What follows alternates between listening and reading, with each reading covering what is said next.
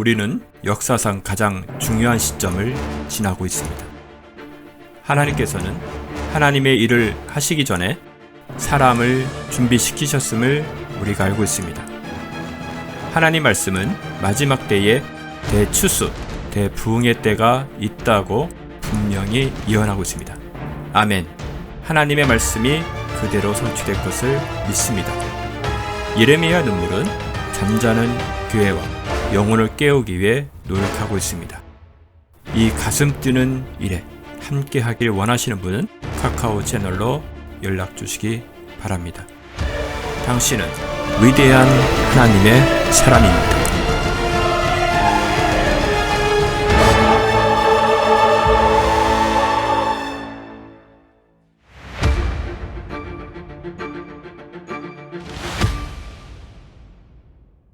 우리는 하나님께서 우리를 향하신 시선, 뭘 보고 있느냐. 이렇게 재밌는 게 있어요.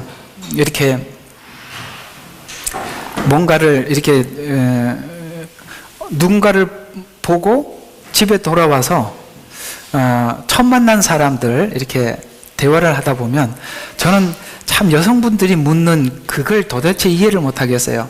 그 사람 있잖아, 그 사람 이렇게 얘기하면서 모르겠는데 머리 카트하고 뭐 머리가 뭐지요? 파마하고 나는 머리를 본 적이 없는데 그 여자분들은 그 사람의 머리를 가지고 그 사람이니까 여자분들은 금방 알아차리더라고요. 근데 남자들은 이게 머리를 어떻게 했는지 안 보이거든요. 그래서 이게 나중에 이렇게 그렇게 분별을 하는구나. 근데 남자들은 어떻게 할까요? 남자들 아시잖아요. 이렇게 생긴 거 이렇게 얘기를 하든 여성분들은 머리를 이야기하고 남자들은 얼굴을 이렇게 이야기하고 그렇디다. 이해가 가시죠? 제 말. 예. 그래서 똑같은 걸 우리 생활 속에 일어나는 많은 상황들을 우리는 지금을 보고 있고 주님은 마지막을 보고 있고 마지막을 넘어서서 영원을 목적으로 우리의 삶을 이끌어가고 있고 나는 지금 현재만 보고 있고 그러니까 이 시선이 달라서 지금 일어나는 일들을 지금으로만 계속 분석을 하면 알 수가 없어요. 왜냐하면 하나님은 우리가 주님을 만날 그때를 생각하고 우리를 만들어가고 있는데 그래서 주님은 토기장이고 우리는 진흙이야. 그러니까 진흙은 토기장의 손에 뭐로 어떻게 만들어질지 알 수 없는 거죠. 누구 마음대로? 토기장의 마음이죠. 그런 것처럼 왜 나를 토기를 만들 때 알죠? 빙빙빙 돌리면서 이렇게 만들었다가 찌그리고 저렇게 만들었다. 왜 그러지? 이런 생각을 하지만 하나님은 어떤 마음의 목적을 가지고 있는데 완성품을 생각을 하고 있는 거고 나는 지금 완성되는 과정 속에서 왜 이렇게 만들어져야 하나 저렇게 만들어져야 하나 왜 지금 이 시간은 왜 이 시간을 보내야 하나 이런 의문을 하나님 앞에 끊임없이 하지만 우리가 시각을 주님께서 우리를 만나는 그 날을 생각하고 우리 인생을 이끌고 있다라고 볼 때 우리는 막연히 어떤 생각을 하게 되냐면 하나님의 어떤 뜻이 있어서 이 일이 벌어졌겠구나. 뭔가 하나님의 목적하는 바가 선명하게 있어서 이 일을 하시는구나 라고 가지요. 오늘 이 설명을 하기 위해서 욥기를 잠깐 또 끌어드리겠습니다. 욥은 나중에 제가 천국 가서 욥에게 감사하다고 이야기할 겁니다. 제가 설명할 때마다 당신을 설명을 해서 사람들한테 이해를 많이 시켜서 고맙다고 이야기를 해주고 싶어요. 욥이 그래요. 욥이 이렇게 한번 생각해 봐요. 욥을 하나님께서 뭔가를 만들어 가시려고 하시는데 친구들이 없으면 절대 만들어지지 않아요. 놀랍죠? 그 친구들 때문에 욥이 견디는 거예요. 뿐만 아니라 내가 지금 하나님께서 욥에게 어떤 목적을 가지고 어디까지 데리고 가려고 하는지 욥은 모르고 가거든요. 그런데 가면서 계속 뭡니까? 그 친구들이 욥을 분노하게도 하고 생각하게 하고 하나님을 막 어떻게 합니까? 붙잡으려고 막 몸부림치게도 만들어서 어디가 목적지인지는 모르지만 지금 그 친구들 때문에 이렇게 튕겨나가지 않고 하나님이 주신 그 골목으로 쭉 빠져나가게 만들어주는 거예요. 알아들으셨죠? 욥 친구가 얼마나 중요한지. 여러분 옆에 있는 사람들이 욥 친구들이에요. 그래서 나도 모르게 욥이 가지고 있었던 앞에 있던 의로움들, 그러니까 욥기 앞에 있었던 의로움이란 종교적인 의로움에 불과하죠. 그렇죠? 그 종교적인 의로움이 주님과의 인격적 만남 속에서 새로워진 의가 되기 위해서는 그 친구들이 자꾸 어떻게 합니까? 욥으로 하여금 더 많이 자기 속의 깊이를 보게 하는데, 욥이 그런 말을 할 줄 누가 알았어요? 하나님 저를 왜 만드셨습니까? 내가 왜 태어났던 거? 왜 엄마 젖을 빨았던 거? 이 이야기는 뭐냐면, 여러분 자식들이 하는 말 중에 최고 불효가 뭐냐면, 저를 왜 이 땅에 태어나게 했습니까? 쉽게 말해서 하나님께 뭐라고요? 저를 왜 이 땅에 보내서 이 고생하게 하시는 거예요?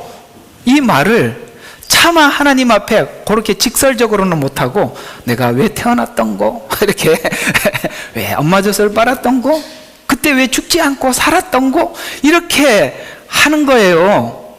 여러분 앞에 있는 욥이 과연 그 고난 중에 그 말을 할 거라고 생각했나요? 못했죠. 근데 하잖아요. 우리는 앞에 있었던 그 욥이 그렇게 완전해 보여도 아직 그 속 깊은 곳에 해결해야 될 어떤 것이 있는 거예요. 그래서 그 말을 하게 하는 겁니다. 놀랐죠? 처음 우리가 주님을 만났을 때 죽어도 하나님 앞에 그렇게 안 살 거라고 생각했죠. 근데 어떻습니까? 조그만한 사건 앞에서도 해결할 때 보면 주님이 주시는 방식은 하나도 없고 과거에 있었던 성격 그대로 나타나는 거예요. 바로 그것을 하나님이 다 끄집어내서, 얘야 오늘 여기 성경 마지막 17장 끝에 봐요. 24절. 들의 모든 나무들이 나 주가 높은 나무를 낮췄고, 아멘, 높은 나무를 낮췄고 그 다음에 낮은 나무를 높였으며. 보세요, 평상시에 봤을 때는 높은 나무가 높은 나무인 줄 알았는데 하나님은 누가 높은 나무더라? 낮은 나무가 높은 나무더라는 거예요. 주님이 말씀하셨죠? 나는 섬기는 자로 왔다. 천국에는 누가 크다? 낮은 자가 크다는 거예요. 놀랍게도 나는 섰다고 생각했는데 가장 낮은 나무라는 것을 하나님이 다 벗겨서 보여주시고, 오늘 하나님은 그 작업을 하기 위해서 이렇게 어떻게 하면 장갑을 끼고, 제가 표현대로 일할 준비하는 게 장갑을 끼고 파들을 걷어 올리고 장화를 신고 한번 진탕에 한번 구불러 보자 하고 어디로 같이 가는 거예요? 바벨론으로 함께 한번 가서 거기서 한번 나하고 같이 굴러보자. 이게 굴리는 거예요. 어때요? 그거 없이 깨끗하게 사시다가 가시겠어요? 네, 그건 다 목욕만 한 것이, 겉만 깨끗하게 한 것이고 옷만 입은 것이지, 주님은 오늘 속을 씻으러 가자. 어디서? 바벨론에서. 바벨론에 오신 것을 축하합니다. 아멘. 바벨론에 온 것을 축하합니다. 우리 같이 이 바벨론에 이제 이스라엘 백성들은 갈 준비를 하고 있는 거예요. 자, 그래서 하나님은 마지막을 보고 지금 준비를 하고 있고, 나는 지금을 보고 있는데 시선을 좀 바꿔야 되겠죠? 자, 믿음의 의지의 대상을 바꾸는 작업은 필연적이에요. 하나님 앞에서. 왜냐하면 우리는 과거에 믿었던 어떤 것들이 있거든요.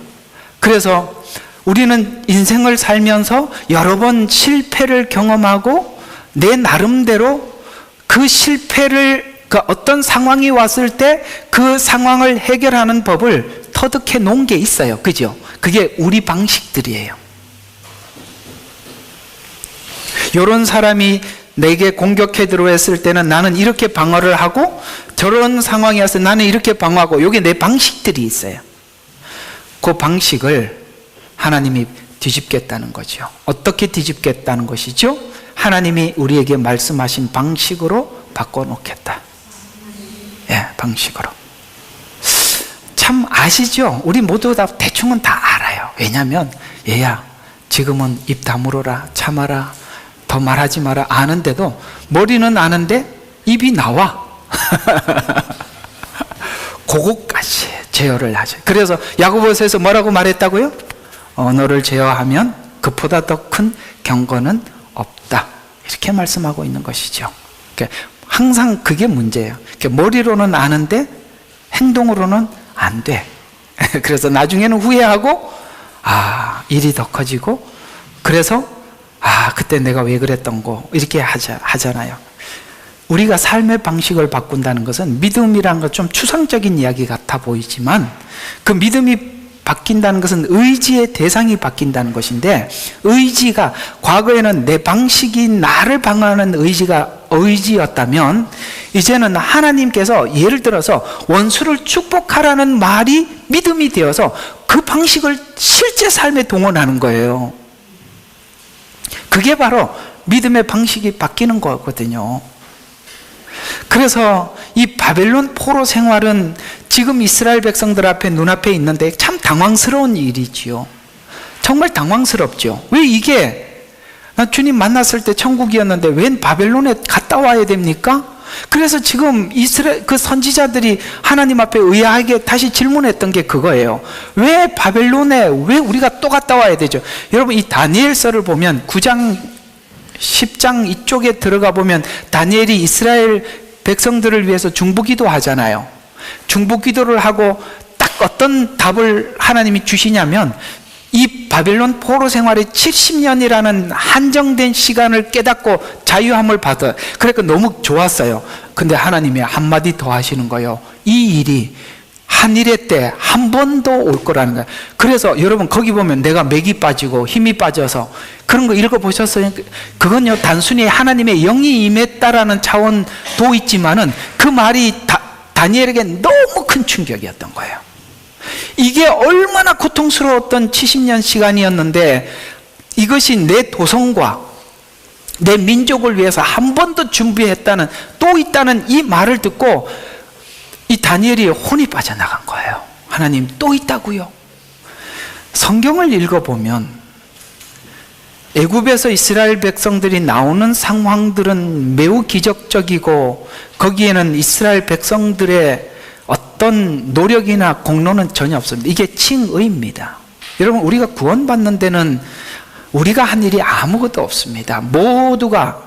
그래서 너희는 가만히 서서 오늘날 너희에게 행하는 하나님의 일을 보라라고 하셨고, 하나님은 홍해를 거두셨고 이스라엘 백성들을 건너게 해주시고, 정확하게 바로의 군대가 수장되는 것까지 보게 해주셨습니다. 그리고 이제 나온 이후에 광야의 길을 걷죠. 광야 길을 걸어서 애굽의 생활 방식을 하나님이 뒤집죠. 거기까지는 좋았어요. 그래 뒤집어 놨는데 가나안 땅에 들어가서 그걸 자기들의 믿음으로 그걸 정복하지 못하고 정복을 당하지요. 그게 오랜 시간 정복이 당해서 고착화되지요. 그래서 북이스라엘과 남유다로 갈라지게 되고, 하나님은 북이스라엘과 남유다를 아수르와 바벨론에 나누어서 그들을 다시 한번 재교육을 시키는데, 거기에 신비로운 게 뭐냐면, 대부분의 성경은 바벨론 포로 생활을 중심으로 한 내용이라는 게 놀랍습니다. 구약 성경의 분량을 보세요. 애굽에서 나온 사건은 아주 짤막하게 끝이 납니다. 그러나 대부분 이야기는 광야 이야기, 바벨론 포로 이야기입니다. 선지서들이 다 그 이야기들이니까요. 우리가 예수 믿고 난 이후에 하나님께서 하는 작업은 마치 이스라엘 백성들이 바벨론 포로 생활을 통해서 했던 그 작업을 우리에게 걸어오는 겁니다. 걸어오는 거예요. 피할 수 없어요. 여기 누가 피할 수 있겠어요? 우리가 처음에 전도할 때는 바벨론 이야기 절대 안 해주죠. 당신이 예수를 믿으면 고난이 심할 겁니다. 앞으로 바벨론 생활도 할 거예요. 여기 보면 이스라엘 백성들이 이거 봐요. 여러분에게도 함께 있을 겁니다. 아이고 저 안 믿을래요. 저 죽기 전에 잠시 회개하고 예수님 믿고 천국 갈래요. 한편 강도가 너무 두려워요. 이런 이야기 못하게 은혜를 주심은 고난도 받게 하려 함이라. 은혜를 받았으면 고난도 함께 있는 거예요. 그게 딴 사람에게는 오고 나만 피해달라 그런 거는 없다 이 말이에요. 그래서 이 포로 생활이 당황스럽지만 징계를 통해서 교정을 목적으로 하고 있다는 거예요. 그리고 교정을 위해서 징계를 받아들이는 것은 썩은 것을 도려내야 하고 새로움을 심어야 하기 때문에 청소를 해야 돼요. 이번 주에는 사모님하고 비가 오고 난 이후에 저희 집 앞에 이 밭을 갈아야 되겠더라고요. 이제 심어야 되겠어요. 그래서 하나님 비를 주셔서 땅이 부드러워져서 하는데, 야, 그 안에 정말 잡것들이 그렇게 많대요. 그냥 그 잔디만 올라와 있으니까 몰랐는데 잔디를 걷어내니까 세상에 그 안에 별 것들이 다 있는데, 야, 그 속이 우리 마음이었던 거예요. 잔디로 포장을 해놨지 그 속은 아니었더라고요. 참 그걸 보면서 사모님이 막 꺼내면서 우리 심령은 캐내도 난 한번 캐내고 난데 또 이만큼 수북이, 여보 당신이 캐고 난데 이만큼 또 나왔어 이러면서 그래 많이 있더라고요. 나는 사실 하기 싫어서 억지로 했거든요. 우리 그런 게 있다는 거 아시죠? 예. 그래서 하나님은 새로움을 심으려면 도려내야 해요. 그 도려내는 작업이 바벨론 포로 생활이에요. 그래서 오늘은 그걸 에스겔에게 설명해 주기 위해서 왜 도려내야 하는지를 설명하는 게 오늘 이 두 독수리 비유예요. 두 독수리.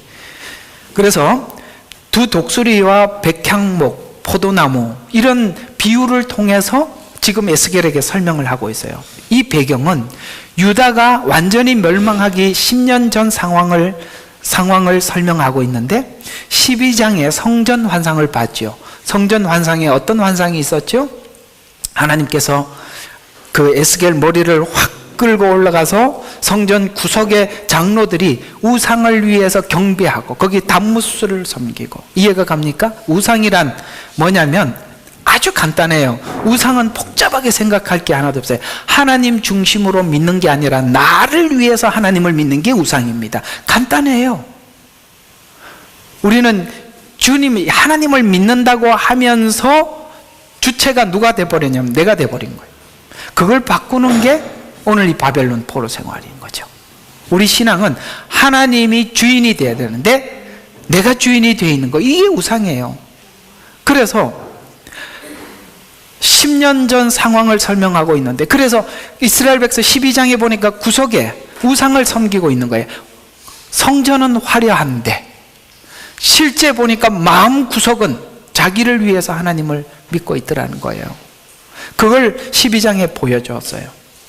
오늘 여기 이제 10절과 12절은 이런 이야기입니다. 3절에 보니까 긴 깃털을 가진 다양한 색깔을 갖춘, 그러니까 멋진 큰 독수리가 하나 보여요. 그건 새롭게 등장한 바벨론을 예표로 하고 있는 것입니다. 또 한 마리의 독수리가 등장하는데 깃털이 많아요. 그리고 어떤 다른 독수리는 이는 애굽을 의미합니다. 독수리가 연한 가지를 꺾어서 포도나무를 큰 물가에 심어 열매를 기대했어요. 이건 출애굽을 의미하는 것입니다. 이렇게 세트를 맞춰주면 그 얘기가 쭉 풀려요.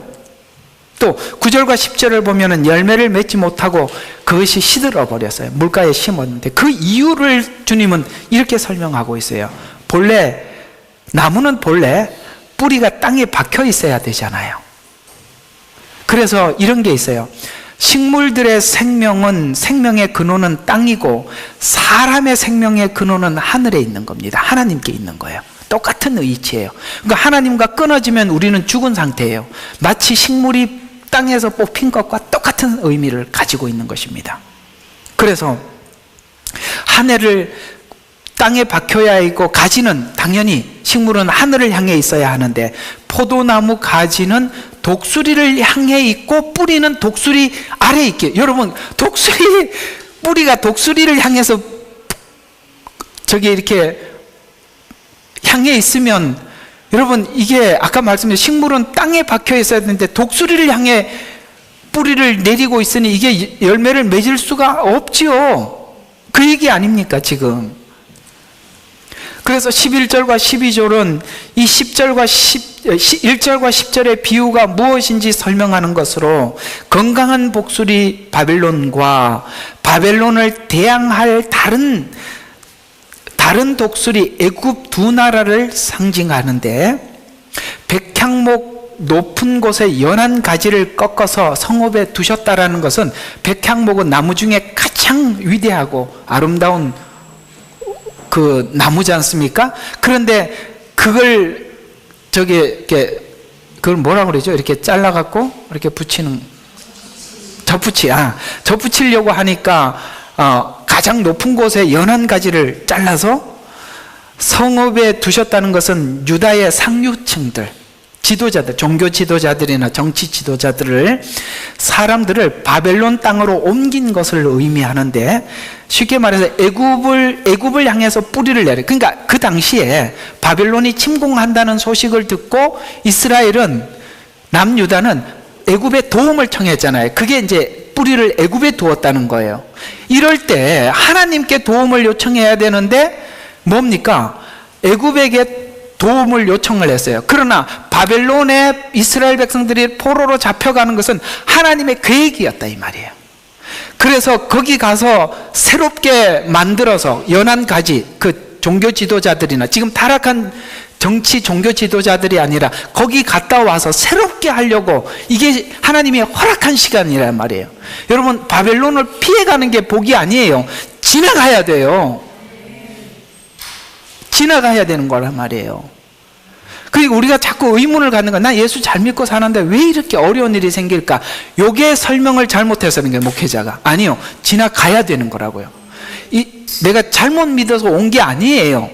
꺼내는 작업이라고요. 씻는 작업이란 말이에요. 그래서 이 바벨론 땅으로 옮긴다는 것은 그 땅의 종자를 바벨론이 옥토래요.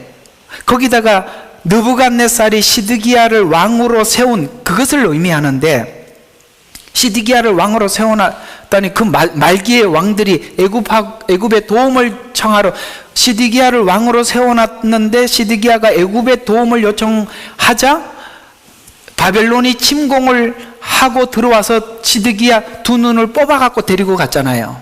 지금 그 얘기를 하고 있는 것입니다.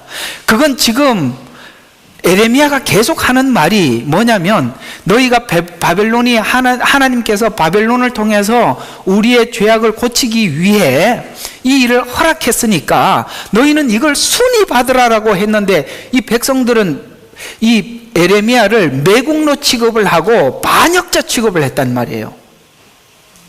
쉽게 말해서, 여러분, 이것은 여러분이 허락한 하나님의 고난입니다 라고 하는데, 당신이 어떻게 하나님이 축복을 주시는 하나님이 왜 우리에게 고난을 당신 말 틀렸어 라고 한 것과 같다 이 말이에요. 그 시간이 이스라엘에게는 필요했기 때문에 하나님이 허락하신 것이고, 그걸 너희들이 순히 받으라. 하나님이 거기 갔다 와서 너희들은 뭔가 생각해야 되는 시간이 있고, 그런 70년이라는 한 세대잖아요.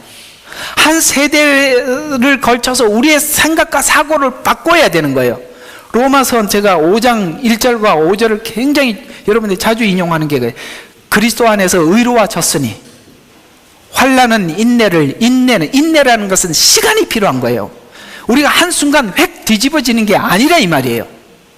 환난은 인내는 연단은 소망을 이루는 줄 알미니라. 우리가 그 소망 가운데 이 시간을 보내는 것은 그리스도의 사랑이 우리 속에 부어졌기 때문에 그걸 보낼 수 있다 이 말이에요. 그 얘기예요. 그래서 독수리가 자라서 그 바벨론 아래에서 가지를 뽑고 뿌리를 내림과 같이 제한적으로 안정과 번영을 누렸지만, 다른 독수리 곧 애굽에게 의지하려고 했고 열매를 맺지 못하고 시들게 되었음을 설명하면서 16절과 21절은 바벨론에서 심은 시드기야가 패망하고 멸망했다는 것을 설명해 주고 있는 것입니다.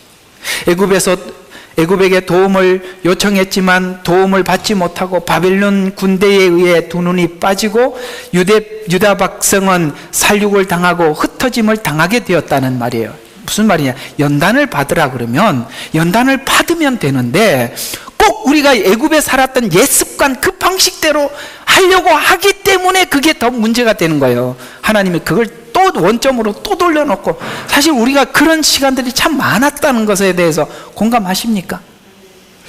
그 상황이 왔을 때는 하나님 방식대로 처리를 하지 않고 기도는 하나님 앞에 요청하게 하는데 실제 상황이 오면은 전부 다 옛날 방식이에요. 그걸 하나님께서 바벨론을 통해서 다듬으려고 하니까 그렇게 설명하고 있는, 그렇게 하나님의 계시를 받고 전하고 있는 예레미야 보고는 매국노라고 이야기하고 당신 설교자가 설교가 틀렸다고 하고 그렇게 하니 답이 없는 거예요. 그래서 22절과 24절은 또 다른 백향목 비유인데, 백향목 꼭대기 연한 가지를 꺾어서 높은 산에 심어 많은 새들이 깃들여 살 거라고, 이걸 가지치기 해서 새롭게 시작해야, 여러분 이걸 보니까 많은 새들이 깃들 것이라는 말이 복음서에 나오는 거 기억하십니까? 겨자씨만한 한 씨가 땅에 들어가서 썩어서 살았기 때문에 열매를 못 맺는데 죽어서 열매를 맺어. 죽은 사람, 죽은 나무, 하나님이 새롭게 심은 나무에는 많은 새들이, 그 영혼들이 거기에 안식을 취한대요. 여러분, 큰 사람은 누구일까요? 썩고 죽은 사람이에요. 아까 오늘 빌립보서에서 말했죠. 죽음의 본을, 고난의 본을. 왜? 부활의 능력. 그렇습니다. 살다 보면 제일 좋은 사람이 누구냐? 많이 죽은 사람이에요. 예.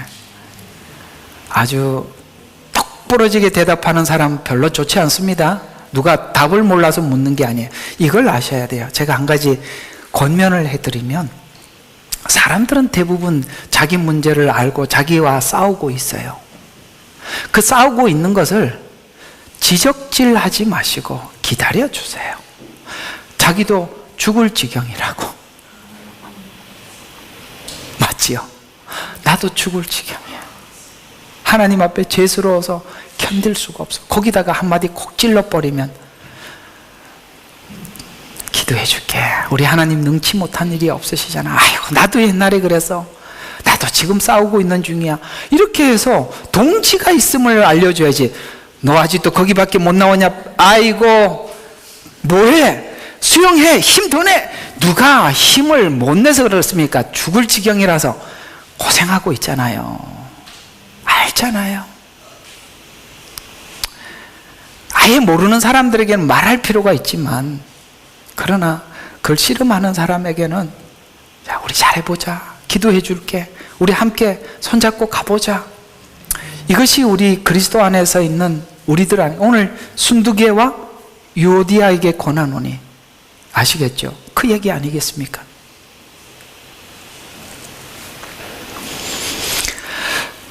예수님의 복음을 통해서 하나님 나라가 심어지고 확장되어 완성할 것을 의미하는데, 그 특징은 미랄이 썩게 되어서, 그래서 바벨론은 바로 그 작업이, 천국이 시작되었다라는 것이 특징입니다. 율법은 살아서 우리에게 왔지만 복음은 죽어서 온 복음이라고요. 비유를 통해 본 은혜는 이스라엘을 레바논 백향목으로 비유하면서, 그러나 백향목은 나무가지를 다하지 못하고 필요와 상황에 따라 애굽 혹은 바벨론에 붙어 살았다는 뜻입니다. 그래서 그 의지의 대상을 하나님으로 믿게 되면 내가 죽어서 부활로 하나님 앞에 내가 죽는 것으로, 죽음으로 능력을 확인하려고 할 텐데, 그게 믿음의 대상과 의지의 대상과 그걸 처리하는 방식이 하나님이 아니니까 필요에 따라서 애굽이 좀 괴롭히면 바벨론에 가서 도움을 청하고, 아시겠어요? 그러니까 요리조리 하나님, 제가 힘든데 누구인데 도움을 청할까요? 이렇게 사니 하나님이 하려고 하는 일을 할 수가 없어요. 그러니 애굽에게 도움을 청했더니 애굽이 어떻게 되었다? 망했다. 그런 사람들 오면 도와주지 마세요. 함께 망하는 거예요.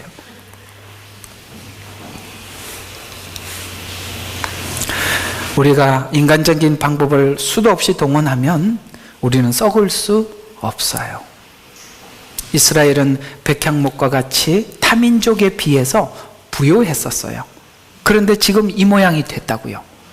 성소가 있었습니다. 율법이 있었습니다. 하나님의 약속이 있고, 다윗 왕 때는 통일 왕국을 이루어서 가장 강성한 나라였고, 솔로몬 때는 하나님께서 솔로몬에게 준 지혜로 모든 사람들이 정말 갈망하고 소원하는 그런 나라였었습니다. 그랬으나 이 모든 것을 공급해 주시는 하나님을 바라보지 않고 정치적인, 보세요, 번영과 안정, 이게 문제인 거예요.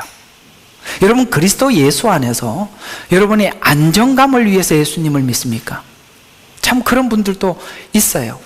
주일날 교회 예배 안 가면 찜찜해서 교회 다니고, 그러니까 어떤 교회를 찾아다니면 빨리 끝내주는 교회, 모임 없는 교회, 편하게 해주는 교회. 참, 그래서 내가 참 옛날에 있었던 일이지만 어떤 전도사님이 강남에다가 교회를 개척을 하고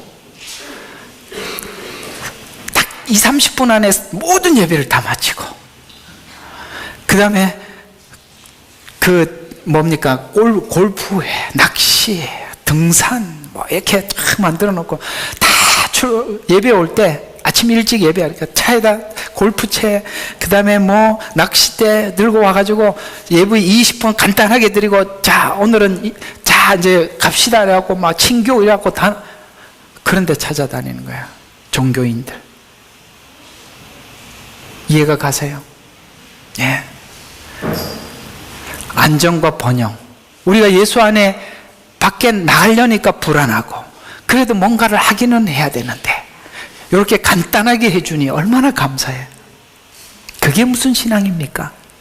우리가 예수님을 믿어도 그 안정과 번영이 내 속의 목적이 되면 우리는 변질되고 타락할 수밖에 없는 거예요.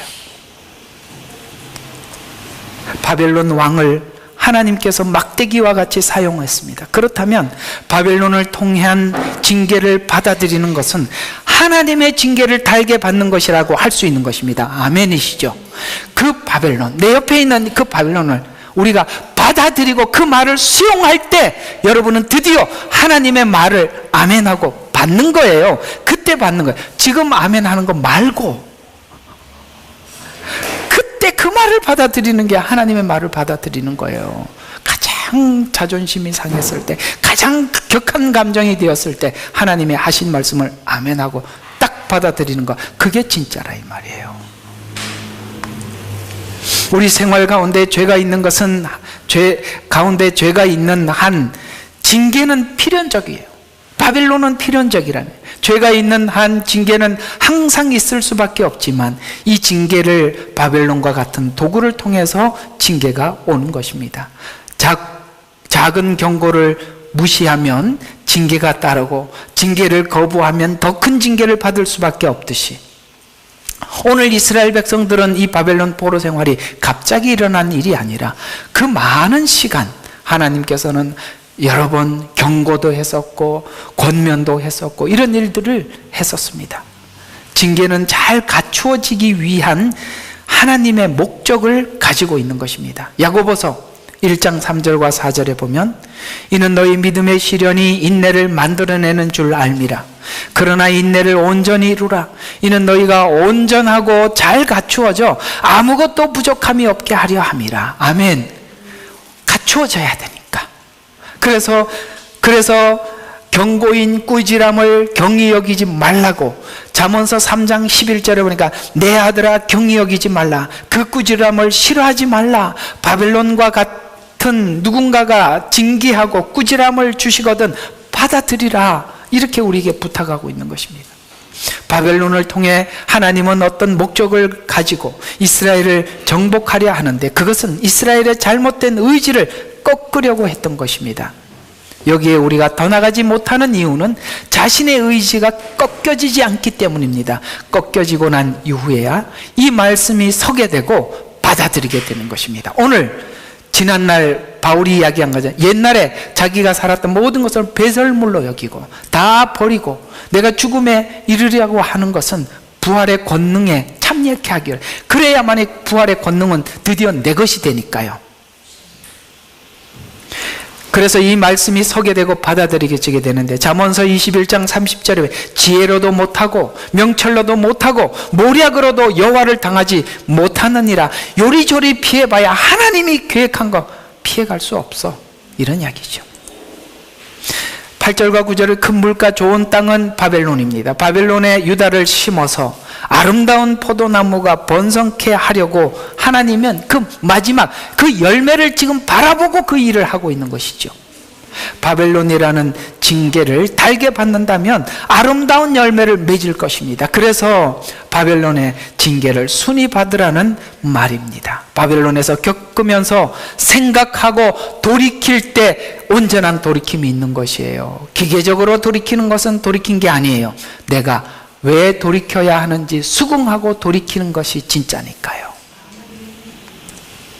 이스라엘은 바벨론에서 이런 경험을 하게 되는데요. 역대하 12장 8절에 보니까 그러나 그들이 시삭의 종이 되어, 이 시삭은 바로 바벨론의 왕을 지칭하는 것입니다. 나를 섬기는 것과 세상 나라를 섬기는 것이 어떠한지 알게 되리라. 잔인하지요. 세상은 잔인해요. 그러나 하나님은 얼마나 긍휼이 많으시고 자비로우신지 그 둘을 비교해야 아니까.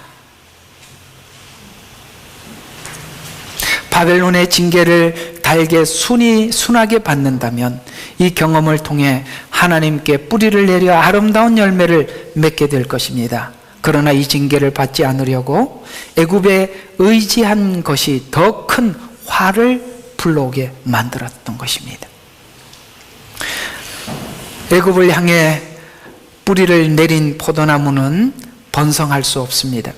징계를 받을 때 우리는 애굽을 찾아 도움을 청합니다. 그러면 열매는커녕 뿌리까지 마른다고 말씀하고 있어요.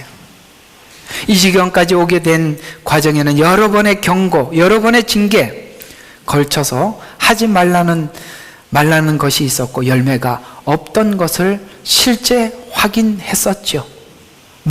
이 이야기야 저에게도 동일하죠. 고집 부려서 자기 방식대로 하다가 나중에 열매 맺지 못하고 잃어버린 거, 여러분 우리는 가깝게 늘 언제나 항상 경험했던 일이지요. 그걸 통해서 우리 마음속에 한 가지 쌓이는 것이 있다면, 야, 다음번에는 이런 문제가 오면 하나님 방식대로 처리하자. 내가 이거 하다가 골탕 엄청 먹었다. 여기에 같이 아멘 좀 해봐요. 예, 나만 그런 거 같잖아요. 우리 모두 공감하는 일도 아니에요. 야, 이래갖고 잃어버리고 손해본 게 한두 가지예요. 그러면서도 다음에 오면은 그 자기 성질을 못 이겨갖고 또 하네. 자, 그래서 이 시간까지, 그래서 우리가 말라는 열매가 없는 것을 안타까워한다면 스스로 징계를 큰 소리로 받아들여야 하는 것입니다. 이스라엘은 바벨론이나 애굽과 같은 나라가 아니라 하나님께 속한, 저와 여러분은 하나님께 속한 존재이기 때문에 하나님께서 그 간섭하시는 간섭에 누구도 벗어날 수가 없기 때문에 그런 겁니다. 오늘 이게 설교를 하다 보니까 이런 생각이 문득 지나가네요.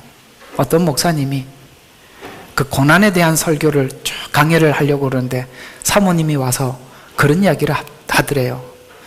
이제 어떤 강의를 끝나고 다음 강의를 하려는데 고난과 연관된 설교를 하려고 그랬는데 사모님이, 여보 좀 신나는 설교 좀 해줘. 왜냐면 여보 당신이 설교하는 대로 교회 분위기가 되더라. 그래서 고난을 설교를 하니까 성도들이 다 고난에 처하고 그것 때문에 막 교회가 힘들더라는 거예요. 그러니 여보 이제는 좀 그런 이야기 하지 말고 좀 신나는 게 뭐가 없을까? 생각을 해봤는데 제가 눈을 뜨고 뒤집어 봐도요 신나는 게 없어요. 다 죽으라는 이야기밖에 없어요. 그러니까 제가 어디 본문을 선택하겠어요? 사사기 할까요? 이거 더 살벌해요. 그나마 에스겔은 우리가 종말을 이해하는 데 도움이 됩니다. 사사기처럼 사사기 강해를 딱 들어가면요, 이거 언제 빨리 끝나나 이런 생각이 설교하는 사람이 저절로 든다니까요. 그러니까 제가 사사기 안 하는 것만 해도 감사하게 생각하세요. 근데 제가 이 설교를 해보면 여러분의 삶 속에 그게 반드시 와요. 왜냐하면 주일날 답을 줘야 되니까. 나는 여러분들이 다음 주 설교를 쭉 보면 여러분들에게 보통 어떤 일이 일어날지 감이 와요. 그러니 내가 그러잖아요. 아까 바벨론에 온 걸 축하한다고. 감사한 일이죠. 이건 뭘 이야기하느냐면 하나님이 지금 간섭하고 있다는 거예요. 그러면 안심하세요. 뭔가를 만들어가고 있는 거예요. 그 완성품에 대해서는 내가 어떤 완성이 될지는 잘 몰라. 그러나 늘 하나님께서 사건이 있고 답을 계속 주거니 받거니 하고 있다는 것은 지금 하나님 안에서 뭔가가 진행 중이라는 거죠. 근데 주님 손에 들어가면 멋지게 나온다는 거 아시죠? 여러분들은 어떤 사람일까? 저도 많이 기대해요. 저 사람 주님 만나서 딱 바뀌면 도대체 어떤 사람이 될까? 이런 생각이 든단 말이죠. 분명히 멋있는 사람이 될 겁니다. 저도 생각할 때는 정말 별 볼 일 없는 인간이었는데 주님 만나서 그나마 이렇게 된 거죠. 우리 모두 다 아름답게 빚어질 거예요. 여러분 속에 있는 그 하나님을 향한 그 열정들, 그 사랑들이 하나님 앞에 어떻게 표출될지 아마 여러분 자신도 모를걸요? 그때 돼보면 내가 이렇게 괜찮은 사람이었나? 라는 생각이 들 겁니다. 역시 우리 하나님은 토기장이세요. 그런 날을 기대하는 것입니다. 그래서 오늘 이번 주 설교가 이런 설교라 혹시나 했더니 역시나였습니다. 자, 하나님께 속한 사람들은 시냇가에 심은 나무가 되어서 그 뿌리를 하나님께 내릴 때 진정한 안정, 애굽에 의지하는 것이 아니라 하나님께 뿌리를 내릴 때 진정한 안정, 그게 시편 23편이죠. 우리는 물가에 심었고 하나님의 영양을 공급을 받고 거기서 안정과 평화를 누리는 것입니다. 하나님께, 그래서 이 징계가 하나님께 뿌리를 내리게 만드는 하나님의 계획이었다. 징계도 경고도 순종할 줄 아는 것이 진정한 순종입니다. 에스겔서는 이스라엘의 마지막 때에 대한 경고가 많이 있어요. 동일하게 마지막 때를 가늠해 볼 수 있는 내용으로서 하나님의 심판은 이미 여러 번 경고했고 여러 번의 징계 같은 조짐이 많이 있었습니다. 그러나 자신들의 번영과 안정의 목적을 두기 때문에 이 마지막 때 요한계시록에 말씀하고 있는 이 내용들을 보지 못하는 거예요. 어떻게 하면은 하나님 어디에 숨어야 돼요? 어떻게 도망가야 돼요? 안정. 여기에 이걸 목적을 두고 요한계시록을 보면 보이지 않는다 이 말이에요. 좀 이스라엘 백성들은 거기 들어갔다 와야 새로워진다고 했는데 자기들의 안정을 추구하다 보니까 애굽의 도움을 청하게 되잖아요. 하나님의 말씀은 우리 속에 안정과 번영이 목적이 되고 소망이 되면 안 보이는 거예요. 15절에 보니까 시드기야가 애굽의 말과 군대를 의지합니다. 왜? 거기는 그게 있었거든요. 그래서 바벨론의 징계로부터 벗어나고자 했습니다. 즉 자기들은 하나님의 선민이다, 누구도 우리를 침범할 수 없다라는 이 주체의식이 너무 강해서 바벨론의 징계를 받지 못한 것이 문제가 된 것입니다. 우리가 싫어하는 이방인을 통해서도 말씀하시기도 하고 하나님은 자연과 미물을 통해서도 말씀하시는 말을 우리가 들을 수 있어야 하는 것입니다. 진정한 의미의 선은 하나님을 경외하는 것입니다. 악은 하나님을 거역하는 것입니다. 하나님을 경외한다면 자신이 싫어하는 바벨론을 통해서 오는 징계와 미래 계획을 있음을 알고 그것을 우리가 받아들이는 것입니다. 받아들이라. 자, 이건 여러분들에게 고백을 받고 가야 되겠습니다. 하나님께서 여러분에게 하시는 말씀들을 받아들이라. 받아들여야 돼요. 그게 하나님을 경외하는 거예요.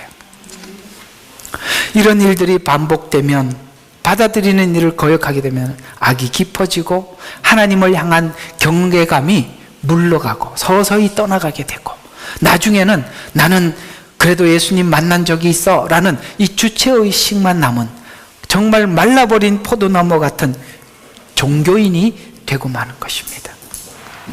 17장에서 우리에게 주시려는 교훈은 백향목 같은 다윗 왕가로 시작한 이스라엘이 다윗의 영광은 다 소진되고 큰 독수리 바벨론에 의해서 순환을 겪고 난 이후에 백향목이 아니라 드디어 포도나무로 자랐다라고 우리에게 말씀하고 있는 것입니다. 하나님은 우리에게 열매를 요구하기 때문에 포도나무라고 말씀하고 있는 것입니다. 백향목 같은 과거의 그 다윗의 영화, 솔로몬의 그 영화로움, 그 백향목 같은 영화는 상실하고 바벨론에 임명된 분봉왕에 지나지 않는 시드기야.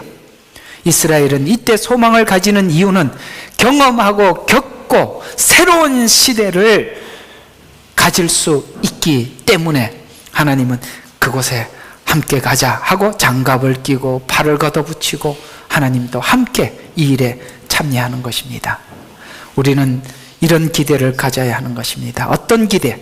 오늘 21절과 22절에 보면 백향목 꼭대기에 높은 가지를 꺾어서 우뚝 솟은 산에 심을 것이라는 미래의 계획입니다. 이스라엘에게 구주가 나셔서 몰락한 다윗 왕가를 영원히 회복시킬 것이라는 예언입니다. 할렐루야. 그 무너진 이스라엘, 그리고 예수님이 오셨을 때 다윗 왕가는 정말 별 볼 일 없어였어요. 요셉이 뭐 했어요? 그냥 목수쟁이. 할아버지는 누구? 다윗인데. 이스라엘은 나라도 로마의 속국이었고 다윗 왕가도 목수에 지나지 않는 그곳에 주님은 오셔서 거기서 시작. 그래서 하나님의 시작은 항상 작게, 보이지 않게, 겨자씨만큼 작게 시작하는데 그 시작점을 우리가 알 수 없어요. 하나님, 우리는 큰 걸 만들어 놓고, 하나님, 제가 이만큼 굴려왔으니까 눈덩이를 하나님 이제는 굴려보시죠. 제가 이만큼 굴려왔거든요. 하나님 다 부수시고 없는 데서 있는 것 같이. 이삭의 시작입니다. 여러분, 이삭은 하나님의 씨앗의 출발인데 실제 우리는 만들 수 없는 것에서 시작하셨어요. 그래서 하나님께서 우리가 만들 수 있는 모든 요소들을 다 지우시고 예수 그리스도라는 씨앗으로부터 출발하는 것입니다. 하나님의 징계는 현재가 아닌 영원으로 모든 계획은 진행이 됩니다. 지금 징계를 듣지 않는 이유는 우리는 지금을 보고 있고 하나님은 영원을 보고 있어서 이제는 우리 시선이 영원이라는 하나님의 초점에 맞춰줄 때 우리에게 무엇을 주든지 받아들이게 되는 것입니다. 육적 아브라함의 후손이 아닌 영적 아브라함의 후손을 만들어내는 능력, 이것이 하나님께서 당신의 자녀들을 대하는 방식입니다. 결론입니다. 이스라엘로 부름을 받아 눈물 골짜기를 걸어야 했지만 이 과정에 자기 뜻을 내려놓고 하나님의 뜻을 따라야 하는 수많은 세월의 길을 걷고 난 후 바로 이 날을 위해 하나님은 일했다는 것을 볼 수 있는데 이 날입니다. 바로 이 날이에요. 성경의 모든 내용을 마치는 요한계시록 중에서도 마지막 21장, 주님은 지금 이 지점을 보고 계시는 거예요. 이 지점 아시겠습니까? 자, 그 지점에 주님께서 하신 말씀 우리 같이 합창 시작.